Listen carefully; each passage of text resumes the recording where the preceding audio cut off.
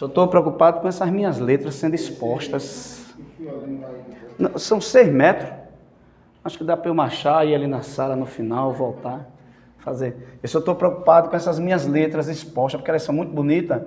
E possa ser, né, que alguém queira me contratar para ensinar caligrafia, né? Fracasso. Hein? Um escriba, né? Ok? Então vamos lá. O livro de Ruth. O livro de Ruth, ele é escrito, a sua história, ela acontece justamente no período dos reis. Então, em meio ao caos, ok? O livro de Ruth tem como tema principal, né, a amizade de Ruth com Noemi e a redenção daquela família, porque eles vão passar por uma situação de tragédia familiar, mas depois tudo aquilo será modificado ou transformado, porque Deus vai entrar no negócio através de Boaz e fazer, na verdade, uma mudança na vida da Moabita e na vida também de Noemi. Então, o livro de Ruth, ele vai tratar da verdadeira amizade, vamos colocar assim, verdadeira amizade. Logicamente, vai ter outros, né, pano de fundo, vai ter outros eventos que vai ser periféricos, que vai poder fazer com que essa história ela seja a história principal. 1 Samuel, na verdade, nós estamos chegando ao fim do período de juízes. Samuel é o último juiz de Israel, ok? Logo, ele também é o primeiro profeta, no sentido de ser um profeta nomeado por Deus. Entenda, não é que não houve outros profetas antes de Samuel. Quando a gente começa a estudar o livro de Juízes, a gente vai ver que um profeta subiu para repreender a casa de Eli, para combater o pecado que estava na casa do sacerdote. Mas a Bíblia não dá nome a esse profeta. Diz apenas um homem de Deus se levantou, ou Deus levantou um homem de Deus e mandou lá na casa do sacerdote ali para repreender o pecado dele e o pecado dos seus filhos. Mas Samuel, para além de ser um profeta nomeado por Deus, Samuel vai inaugurar a chamada Escola dos Profetas. É isso que é importante para a literatura,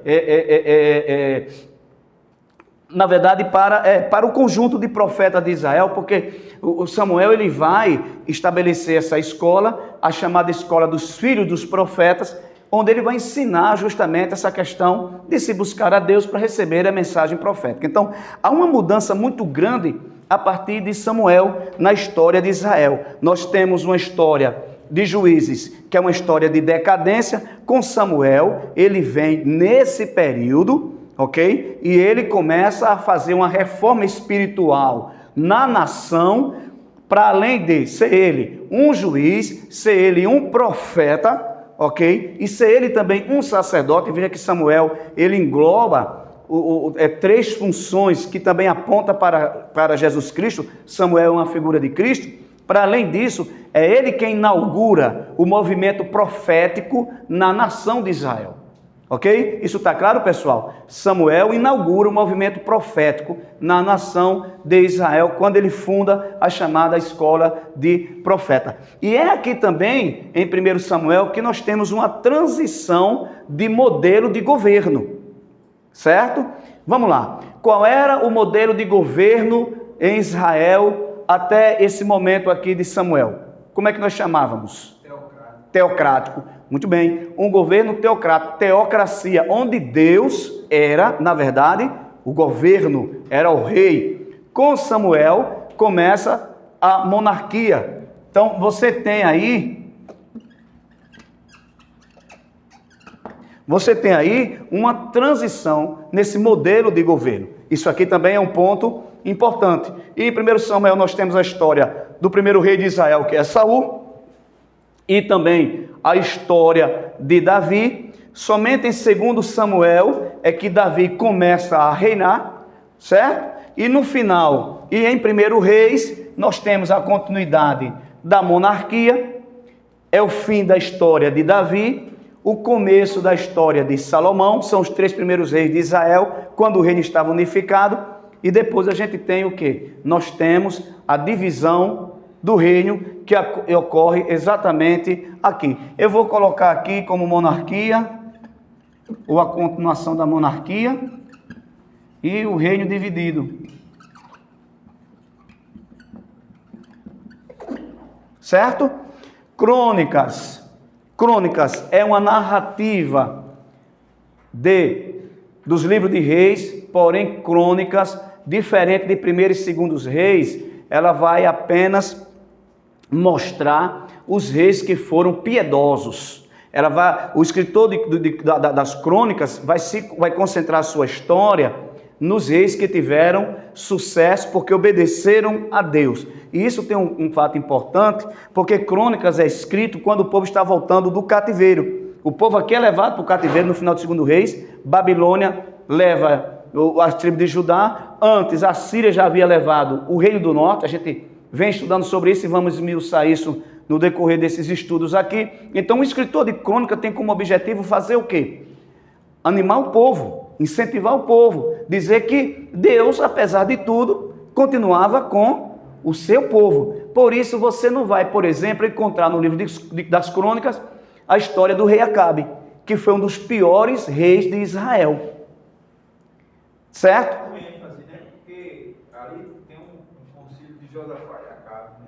Sim, mas não com a ênfase. Você vê que ele fala de Josafá. Então, Josafá aparece porque Josafá é o rei piedoso. Entendeu? O livro de Reis ele vai citar os detalhes dessas monarquias, tanto do reino do norte quanto do reino do sul. Mas crônica ela vai se concentrar mais nos reinos do sul, nos reis que ocuparam o trono no reino de Judá, no reino de Judá e Benjamim. Por quê? Porque foram esses reis que seguiram os passos de Davi. Quando a gente estuda a história, o reino do norte, salvo engano, teve 22 reis. Todos eles andaram pelos caminhos do pecado de Balaão e fizeram a nação pecar. No reino do sul, nós tivemos, me parece que 21 ou foram 22 também, e dentre eles, a maioria andaram no caminho de retidão e fizeram o que era bom e reto ao Senhor. Então, o livro das crônicas vai se preocupar, ou vai, na verdade, destacar a história desses reis. Não ocultando, você vê, ela conta a história de Davi, mas não conta, por exemplo, o pecado de Davi. Você não encontra em crônicas a queda de Davi, o fracasso de Davi.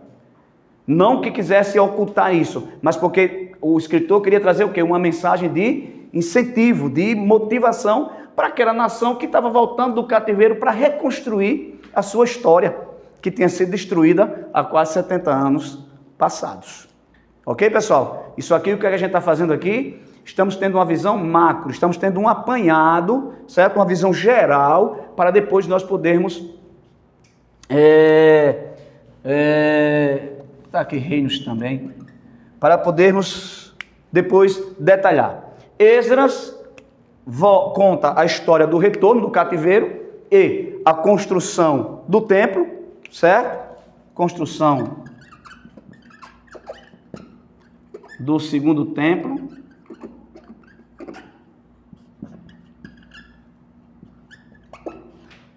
Ok? Neemias também vai falar do retorno de uma parte que retornou, houve mais de um retorno. O primeiro retorno foi com Esdras, quando voltou aproximadamente 50 mil judeus e juntamente com o sacerdote Josué, com Zorobabel, que se tornou uma espécie de prefeito ou de líder daquele povo que estava voltando para reconstruir principalmente o templo, ok? E refazer o culto. E logicamente Esdras está voltando para poder restabelecer o culto a Jeová, o culto a Yahvé na terra de Jerusalém. Neemias, também com Neemias vai acontecer também um retorno. No entanto, Neemias volta para construir o quê? Os muros.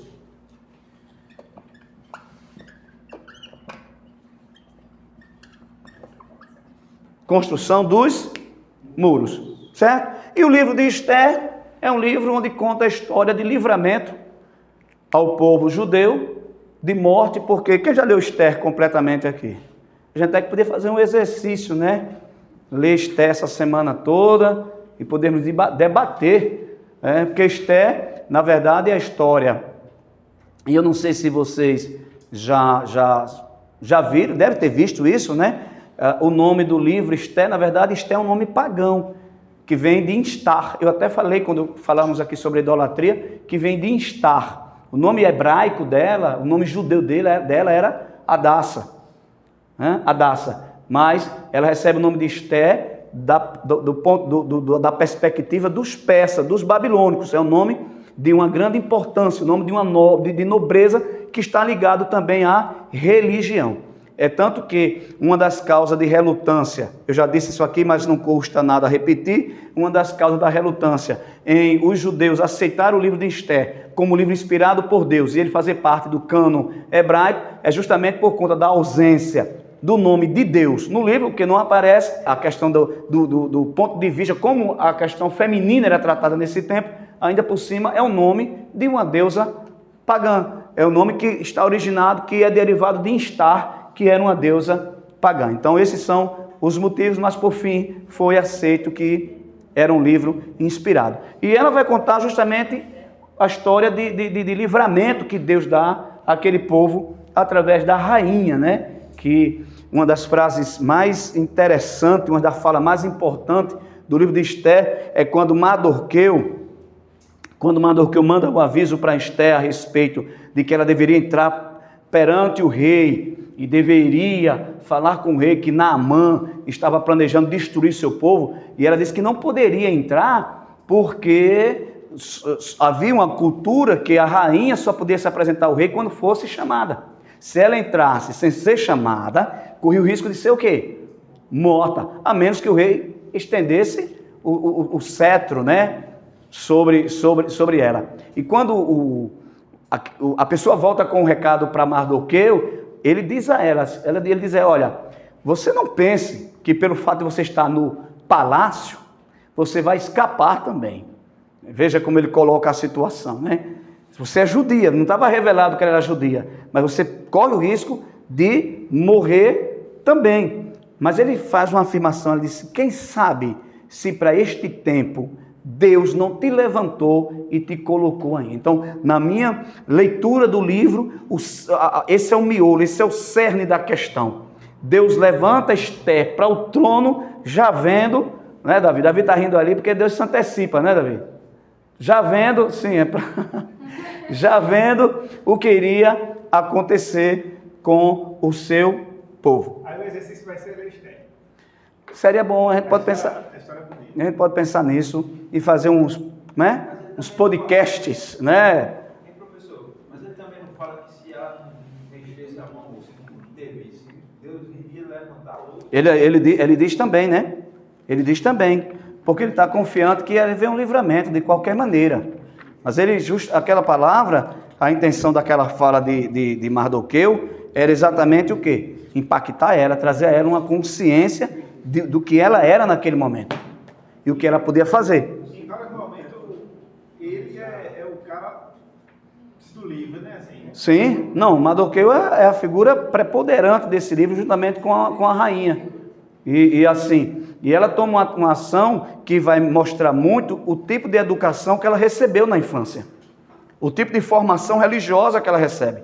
Porque ela, como rainha, podia pensar numa estratégia política, numa estratégia, articular alguma coisa, mas o que ela faz? Ela vai partir para a oração e para o jejum, porque ela sabe que oração e jejum resolve. Então ela chama as suas moças, as suas serviçais, e decreta um jejum, tanto para ela de 3 dias, que não iam comer, não iam beber, as moças que estavam com ela iriam jejuar também, e mandou Mardoqueu jejuar também, e depois do jejum ela ia entrar na presença do rei, e ela disse, se eu morrer, pronto, está resolvido. Então veja que essa ação de Esté revela exatamente o tipo de formação, de ensinamento religioso, né? De quem é o Deus de Israel, que responde às orações e os jejuns do seu povo. E ela vai fazer exatamente isso, e a gente sabe o resultado, que foi vitória. Então, gente, isso aqui é somente um apanhado geral. Tranquilo? Alguém tem alguma dúvida com relação a isso? Posso apagar? Tá tudo bem, né? Então vamos lá. Então a gente vai começar pelo livro de Josué.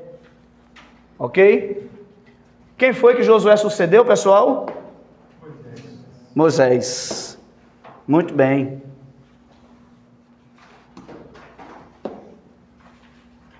Josué aparece em algum lugar do Pentateuco, ou seja, antes desse momento no seu livro, a gente vai encontrar alguma coisa sobre Josué ou não? Sempre na tenda da congregação, não é? E ele também é o general ou o capitão, ele é o comandante geral do exército israelita. Ok? Josué é o comandante, ele é o principal do exército israelita. Então, pessoal, na página 16, especificidade do livro de Josué.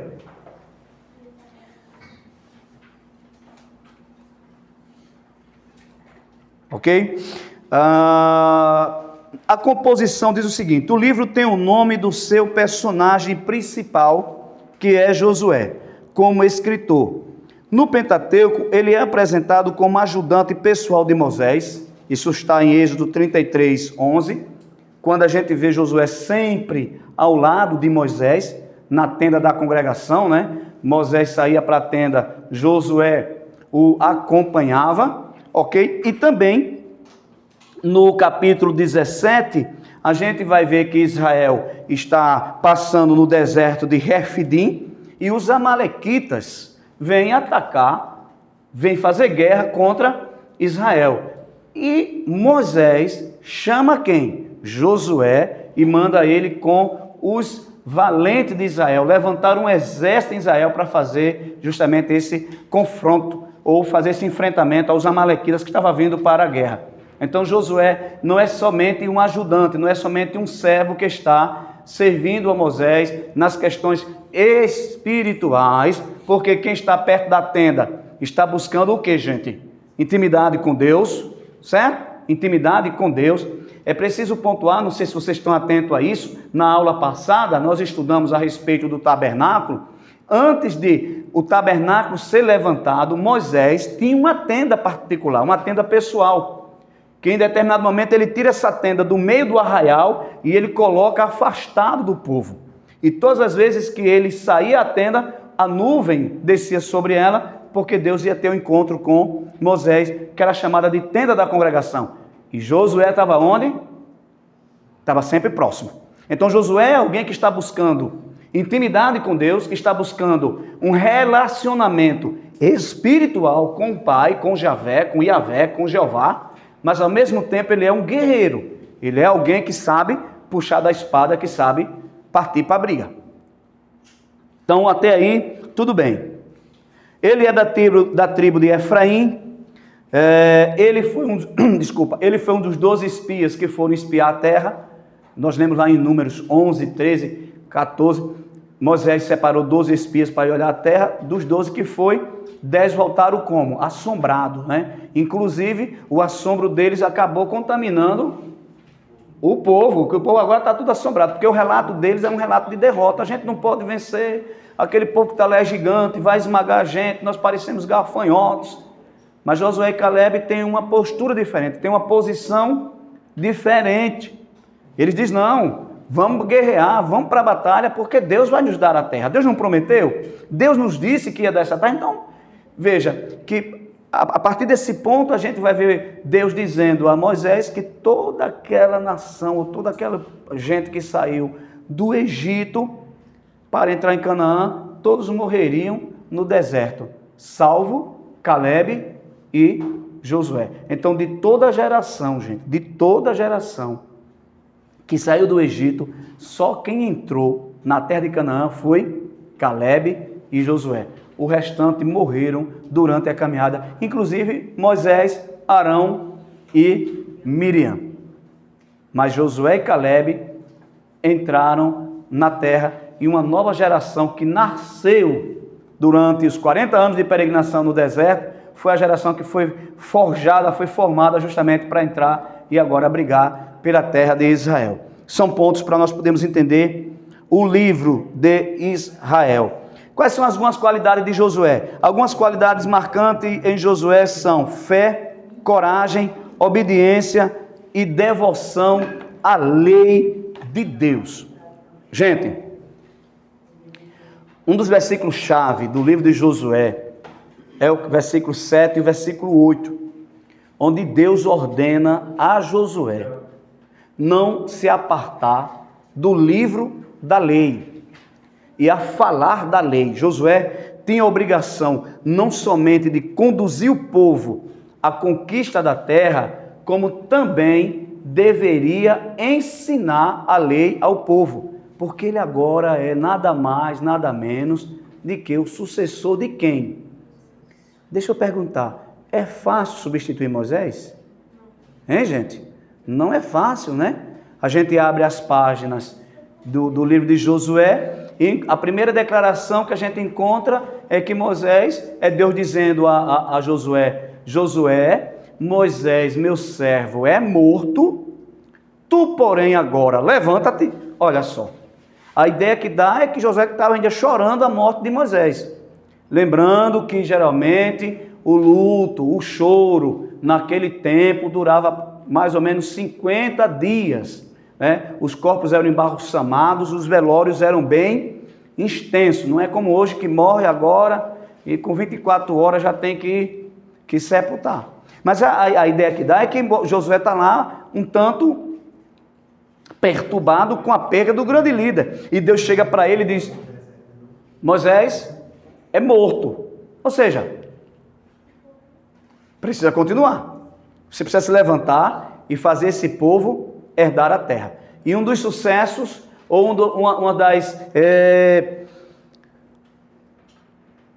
um dos requisitos de Deus para ele foi: não se aparte do livro da lei. Você vai ter sucesso se você não somente cumprir, como também falar, ensinar o povo. E não se desviar nem para a direita e nem para a esquerda. Esse verso 7 a 9, toda vez que eu medito nele assim, eu só lembro de Salmo 1, né? Sim, exatamente. O poder que tem de nós enchermos o nosso coração com a palavra de Deus, né? Na verdade, quando o crente ele enche o coração da palavra de Deus, inclusive era uma das falas hoje no vídeo que eu gravei a respeito da escola dominical da semana que vem, eu acabei perdendo, né? Porque a recomendação é: sejais abundante na palavra, que a palavra ocupe abundantemente o seu coração, porque o nosso coração é cheio de coisas ruins, é cheio de maldade. Naturalmente, o coração é cheio de coisas peçonhosas, venenosas, cheio de malícia. Então, quando eu não encho o coração com a palavra, a tendência é eu andar sem sabedoria, andar tropeçando, andar... Deus está dizendo a Josué: encha seu coração da lei, encha seu coração da palavra. E não somente isso, você precisa também ensinar o povo a entender esta palavra. Aí disse: e se você fizer assim, prudentemente, você vai se conduzir, você vai andar. É interessante que muitas das vezes, né, a gente está pegando o texto de Josué, o versículo 9, né? Tem bom ânimo, eu sou contigo. Mas veja que Deus está mandando ele se levantar. Deus só vai depois que ele se levanta. Entende? E a primeira missão coloca a travessia do Rio Jordão. Isso, que a gente vai falar exatamente aquilo aqui, porque isso ia credenciar ele como um substituto de Moisés. O povo estava esperando. A hora que... Vamos lá. Gente, vamos ler Josué 3 e 7. Abre, por favor, a Bíblia e lê aí Josué 3 e 7.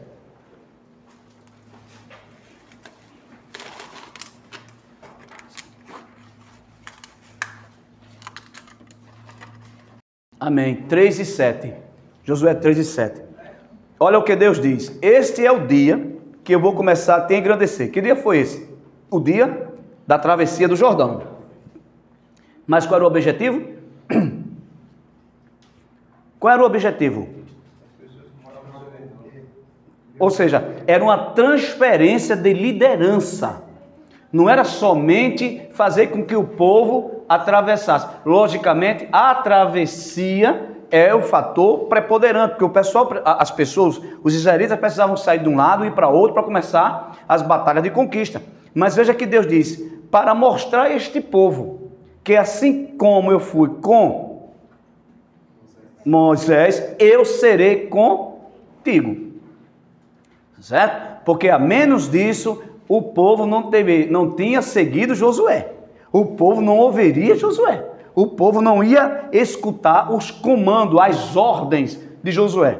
Você acha que Deus não tivesse feito uma coisa dessa quando Josué, na batalha contra Jericó, que a gente vai estudar, Josué mandasse aquele povo rodear a cidade sem dar um pio, o povo ia obedecer?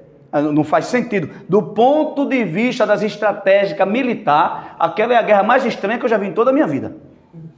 Não, vamos combinar aqui, minha gente. Pelo amor de Deus, um bocado de soldado, tudo armado, rodeando uma cidade com quase 32 quilômetros de extensão, aquele muro tinha. No sentido né, se você fizer a conta. Todo mundo calado. Os sacerdotes na frente carregando a arca. Bem, 6 dias na semana eles iam cercar a cidade. E no 7º dia, eles iam dar 7 voltas. Gente, pelo amor de Deus. E na 7ª volta, todo mundo ia ter que gritar. Os sacerdotes iam trocar as trombetas e todo mundo ia gritar. Né? Por Deus e pela espada de Josué, e o muro vai cair. Vem cá, você como um soldado, se seu capitão chegasse a você com uma história dessa, e você não tivesse visto nenhum milagre lá atrás, nenhuma ação de Deus, tu ia fazer um negócio daquele? Seja sincero. Então Deus está, na verdade, abrindo a liderança de Josué, validando a liderança de Josué com a abertura do Rio Jordão, justamente para fazer a ponte ou a ligação com a abertura de quem? Do Mar Vermelho, no começo da trajetória de Moisés com o povo de Israel, quando sai da onde, gente? Do Egito. Qual foi o primeiro grande milagre que Deus fez? Não foi abrir o Mar Vermelho? Então, agora com Josué, qual é o grande milagre que Deus fez? Ou o primeiro grande milagre? Abrir o Rio Jordão. E a partir daquele momento, os israelitas entenderam. Josué é o verdadeiro substituto de Moisés.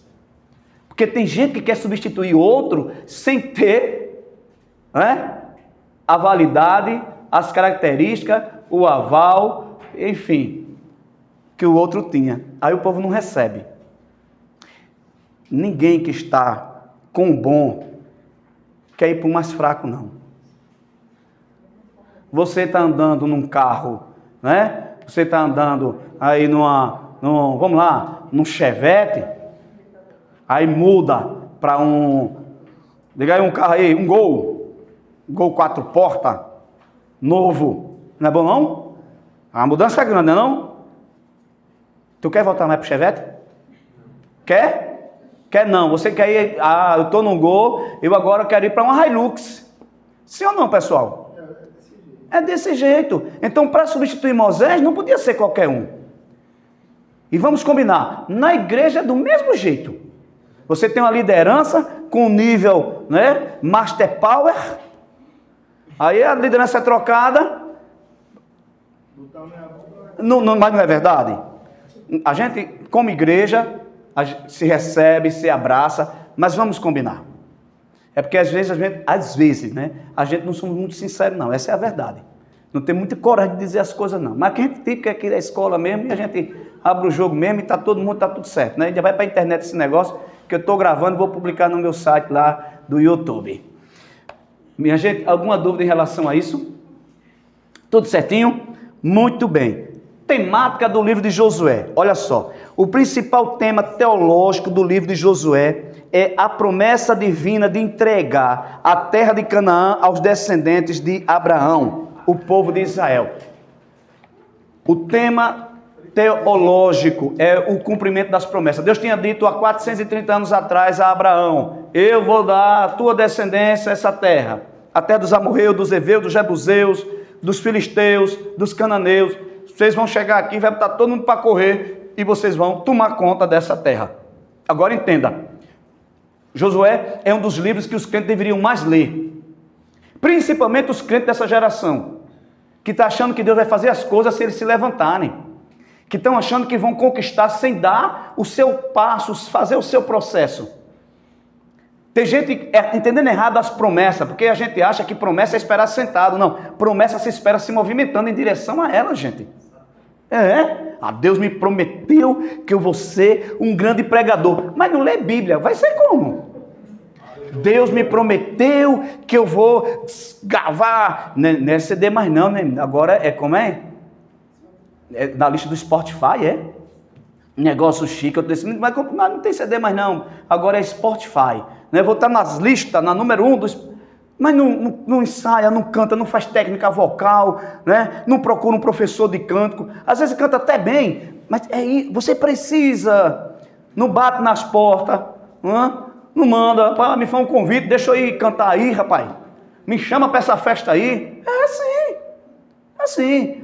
Deus me chamou para ser pregador itinerante, e rapaz, me dá a oportunidade de botar uma mensagem aí. Vai no ciclo de oração. Tem gente que só quer pregar, começa no ciclo de oração, chega lá de terno, gravata, todo alinhado, e quando as irmãs te deram a oportunidade, tu chega lá e, né? Menino, daqui a pouco está lá o refly, e Deus vai te apresentando, irmão. A gente lê Josué, é isso. Deixa eu perguntar à classe, a terra era do povo, sim ou não? Deus disse, eu estou dando a terra, sim ou não? Sim. Agora vá conquistá-la. Você vai brigar, você vai ter que expulsar, você vai ter que matar gente. Olha mesmo. Menino, e o pau cantou ali, viu, com Josué. O cacete foi grande porque estava todo mundo armado de espada e é para expulsar todo mundo. Infelizmente, eles não cumpriram direito a ordem de Deus e teve uns prejuízos, a gente vai saber disso. Deu para entender? Amém. Ok? Que Deus desperta os pregadores presentes aqui, em nome de Jesus. Josué testemunha a fidelidade de Deus a essa promessa ao relatar a entrada vitoriosa dos israelitas na terra, a expoliação dos seus habitantes e a divisão do território entre as 12 tribos. Lembrando